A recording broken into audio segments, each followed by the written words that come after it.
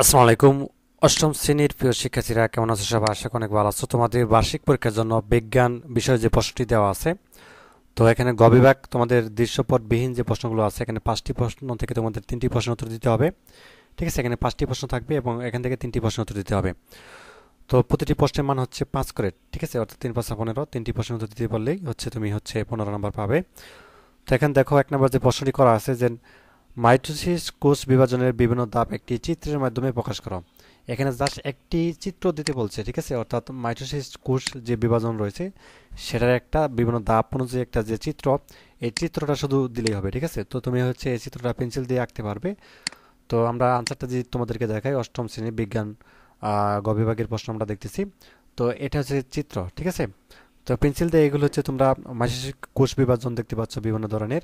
ঠিক আছে, এখানে দেখতে পাচ্ছ প্রোফেজ, ঠিক আছে, মেটাফেজ আছে। তো এগুলো বিভিন্ন এই চিত্রগুলো এই চিত্রগুলো আর নিচে যে নামগুলো লিখে দিতে পারো, যে এটা নাম দিতে পারো। ঠিক আছে, তো যা হোক এগুলো তোমরা গুগল করলে বা বইয়ের মধ্যেও খুঁজলে পাবা, কোনো সমস্যা নাই। এখান থেকে তোমার চিত্রটা এঁকে তারপর তোমাকে দিতে হবে। এই কাজটা কিন্তু করতে হবে। ঠিক আছে, পেন্সিল দিয়ে এভাবে এঁকে তুমি সহজে দিতে পারো। ঠিক আছে, তোমার যে রং করতে হবে এরকম না বিষয়টা। তো তুমি এইভাবে চিত্রগুলো এঁকে এভাবে দিতে পারো, যে এটা কোনটা কি বিভাজনগুলো সেগুলো একটু যাচ্ছে যে ইংলিশ যে নামগুলো এগুলো লিখে দিতে পারো। আচ্ছা, তারপর আমরা 2 নম্বর প্রশ্ন উত্তরটি দেখি যে পরমাণুর ইলেকট্রন বিন্যাসের ক্ষেত্রে 2n² সূত্রের নিয়মাবলী লেখো। অর্থাৎ পরমাণুর ইলেকট্রন বিন্যাসের ক্ষেত্রে একটা 2n² একটা সূত্র আছে কয়েকটা, এগুলো নিয়মাবলী লিখতে বলছে। এবং এই সূত্রের আলোকে সোডিয়াম 11 পরমাণুর ইলেকট্রন বিন্যাস করো। ঠিক আছে, তো 2 নম্বর প্রশ্নের উত্তরটি যদি আমি তোমাদেরকে দেখাই যে 2n² সূত্রের নিয়মাবলী কি কি, যেমন কে স্তর কে n সমান 1, সর্বাধিক ইলেকট্রনের সংখ্যা 2 গুণ 1² সমান 2, এবং এল স্তরে কি n সমান সমান 2, সর্বাধিক ইলেকট্রনের সংখ্যা 2 গুণ 2n², 8 2 দুগুণে 4, 4 দুগুণে 8, এরকম আর কি। এবং এম স্তরে n ইজিক্যাল টু 3, সর্বাধিক ইলেকট্রনের সংখ্যা 2 গুণ 3 উপরে স্কোয়ার, তার মানে 3 দুগুণে 6, 3 6 18। ঠিক আছে, এবং এন স্তরে n সমান সমান 4, সর্বাধিক ইলেকট্রনের সংখ্যা 2 গুণ 4 স্কোয়ার, তার মানে 4 দুগুণে 8, আর আচ্ছা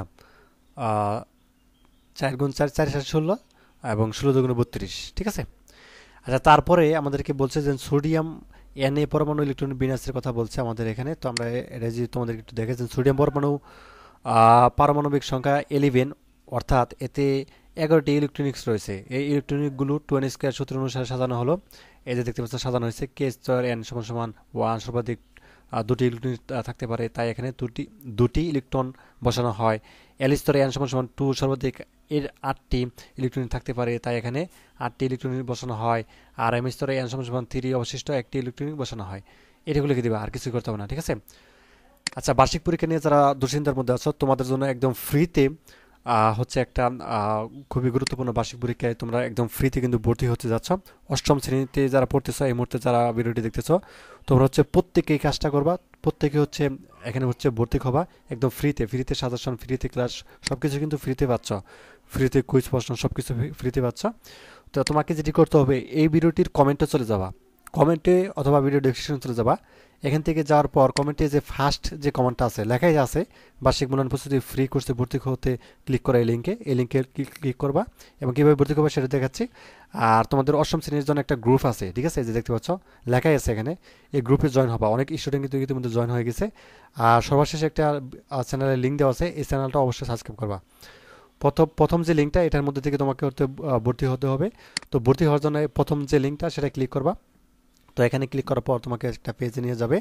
তো এখানে অষ্টম শ্রেণী সিলেক্ট করবা। ঠিক আছে, এবং তুমি শুরুতে কিন্তু কিছু দেখতে পাবা না। তোমাকে প্রথমে যে এখানে ভর্তি হতে হবে, একটা ফোন নাম্বার দিবা। ফোন নাম্বার দেওয়ার পরে এখানে লেখা থাকবে যে ওটিপি যাবে, ওই ওটিপি তে ক্লিক করবা, এবং তোমার ফোন নাম্বারে 6 সংখ্যার একটা ওটিপি যাবে। ওই ওটিপি সংখ্যা 6টি বসিয়ে দিবা। বসানোর পর তোমার নাম দিবা, তোমার জন্ম তারিখ বা সাল এগুলো দিবা, এবং তুমি ছাত্র না ছাত্রী সেটা দিবা, এবং কোন ক্লাস সেটা দিবা, এবং 6 সংখ্যা অবশ্যই একটা পাসওয়ার্ড দিবা। ঠিক আছে, তো পাসওয়ার্ড দেওয়ার পর এভাবে লগ ইন হয়ে যাবে, এভাবে লগ ইন হবে। তো পাসওয়ার্ড অবশ্যই মনে রাখবা। তোমরা যেহেতু অষ্টম শ্রেণীতে পড়ো, অষ্টম শ্রেণীতে ক্লিক করবা। অষ্টম শ্রেণীতে ক্লিক করার পর সব কিছু পেয়ে যাবা, এনরোল লেখা থাকবে। তোমাদের এনরোলে ক্লিক করবা। ঠিক আছে, তো তারপর হচ্ছে কোর্স দেখো লেখা থাকবে, ঠিক আছে। অ্যান্ড্রয়েডের পরে ওখানে ক্লিক করার পর কোর্স দেখো এভাবে লেখা থাকবে।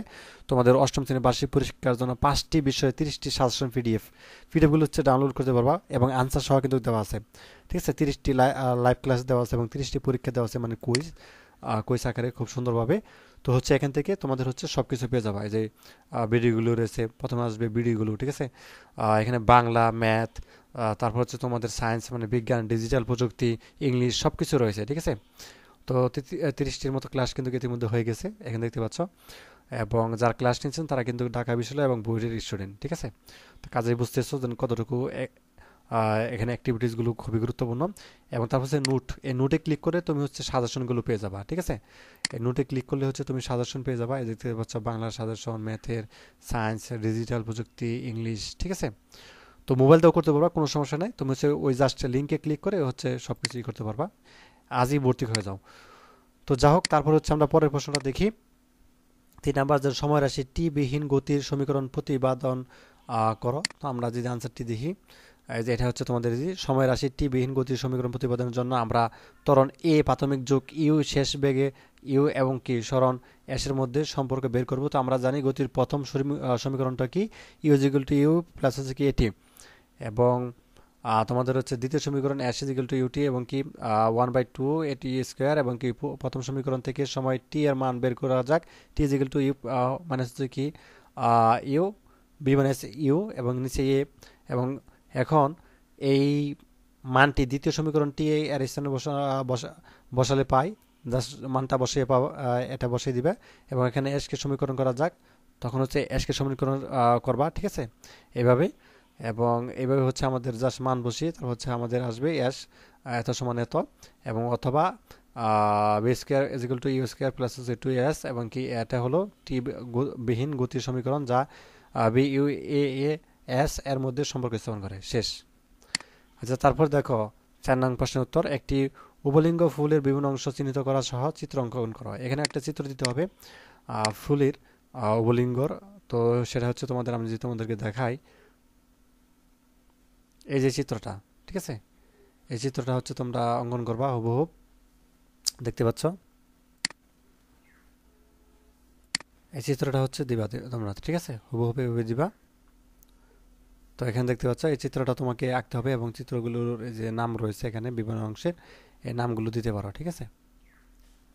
তো যা হোক, এখানে তোমরা হচ্ছে চিত্রটা দিতে পারো এইভাবে, হচ্ছে পেন্সিল দিয়ে এঁকে হচ্ছে জাস্ট যে নামগুলো, ইংলিশ নামগুলো এখানে জাস্ট বসিয়ে দিবা, আর কিছুই না, ঠিক আছে। আচ্ছা, তারপরে যে প্রশ্নটা ছিল আমাদের, অর্থাৎ অ্যানালেমা কি, অ্যানালেমার আকৃতি ইংরেজি 8-এর মান 8-এর ন্যায় কেন, ঠিক আছে। তো আমরা একটু দেখি অ্যানালেমাটা কি।